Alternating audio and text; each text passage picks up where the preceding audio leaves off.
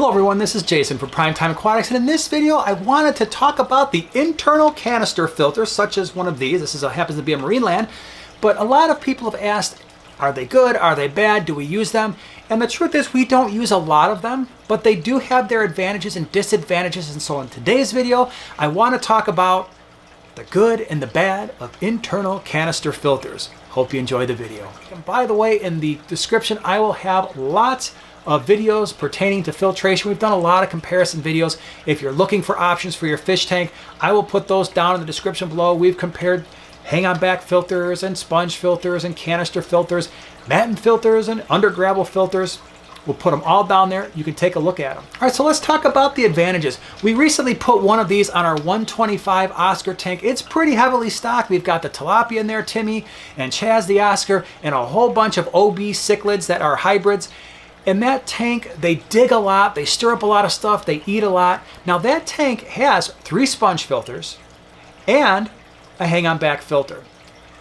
Even with all of that filtration, we still struggle with mechanical filtration in that tank, the ability to pull particulate matter out of the water column. So I decided to add one of these internal canister filters to the tank, and we can see the before and after. Now you can see the before. We do have some stuff floating around in there. The tank's not super pretty anyway because the fish just absolutely just dig in there and destroy even fake plants. Love the fish, but the setup could definitely use some work. So what are the advantages of these filters? First, this whole thing goes in your fish tank. So the advantage is going to be there is no motor outside the tank causing noise. This can be especially important if you have a fish tank that is in an area of your house where you really don't want to hear filtration. So these things are basically silent because the entire structure is in the tank itself. That can be a big advantage. The second thing to consider, and an advantage potentially, is water flow. These things create a lot of water flow. In fact, if you look at the 125, you can see there is a significant current going through that tank right now, and that's a 6-foot tank. Now for the fish that are in there, that's perfectly adequate. However, if I had angelfish or severums or a giant group of guppies or some bettas or something in a tank, I would not want that kind of water flow in my tank. But if you're looking for additional water flow and maybe you've been relying on a power head for a while and you want a little bit of filtration to go with that water flow, the internal canister filter might be a good option for you. So it's super quiet, we're getting a lot of water flow, and by the way, if you point that return towards the surface of the water, you're getting a lot of surface agitation that will increase gas exchange, both oxygen in and CO2 out. I think another really big advantage is these things don't leak, and if they did, you'd never know it because they're in the tank.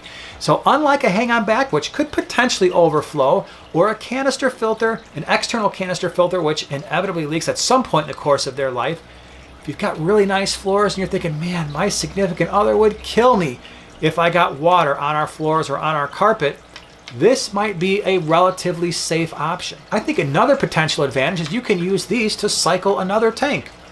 More tanks, better. So let's say you've already got a hang-on back filter on your tank and you want to use an internal canister filter to kind of clean things up, maybe a little bit of mechanical filtration. Well, the media in there after about 3 or 4 weeks is probably going to be housed with beneficial bacteria.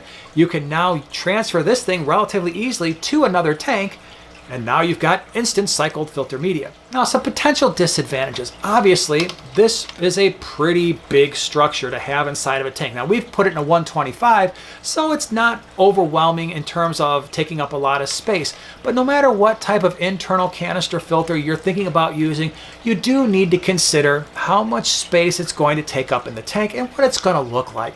So that's the problem with any internal type of filter, whether it's a sponge filter or this, is it's going to take up space. It's not going to look the best. For us, it's the reason why we don't use a lot of them, because I'm not worried necessarily about water on the floor in the fish room. It's tile. We don't tend to have a lot of problems with our filtration. I find the hang-on backs to be a little bit less intrusive, and so that's the way I typically go when I'm relying on a filter for mechanical filtration.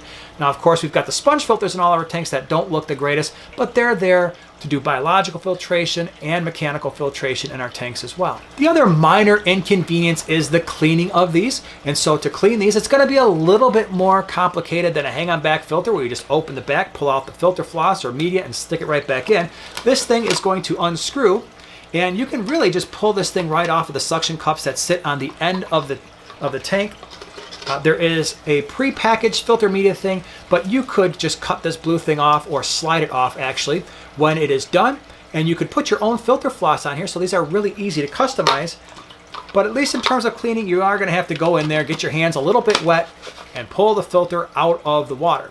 So overall, it really depends on your personal needs. If you want something that is going to be super quiet, this is certainly worth considering. If you need something that's going to pull particulate matter out, even temporarily, this might be a really good option. If you want something that's going to cycle a tank, again, nice option here. If you're worried about your floors or the potential for filters leaking, great option.